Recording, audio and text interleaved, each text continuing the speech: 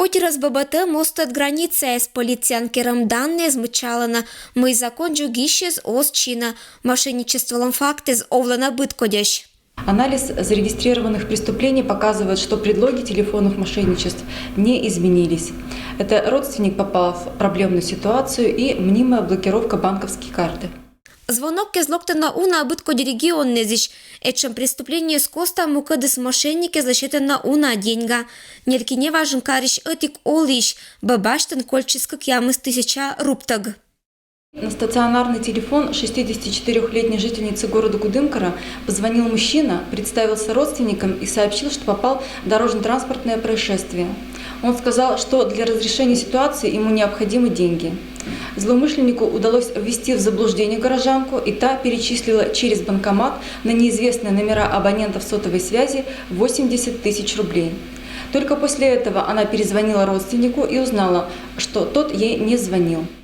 Этчем ситуация шедлис и карищ мадиколищ Людмила Татьмянина, но бабачана вогыршать выла эс кышащ. Мне звонили один раз. Расскажите. Ну вот, в 12 часов ночи было. Я уже спала. Вдруг просыпаюсь, звонок на домашний телефон. Понятно, что с мобильного звонят. И с моим вот голосом, как у сына. Ну точно как сын, как голос. Что случилось, что случилось? Ну вот еле-еле говорит, вот меня избили. И мне надо, мама, помочь. Я говорю, а чем я тебе могу помочь? Следователь, ага. Сразу мне в голову ударило. Смотрю на часы 12 часов. Какой следователь, если бы его забрали? Надо проверять сразу. Так это удивительно. Как они выбирают голос-то? Вачкищана случае из Овлана часто. Закон джугищицы скошено оперативно-розыскное мероприятие с Коста. Но аджины не пета не пыр. Но у меня-то не было такого еще. Но да, мошенники есть. Мошенничают много, этими домами тоже, техникой. Это надо прекратить как-то.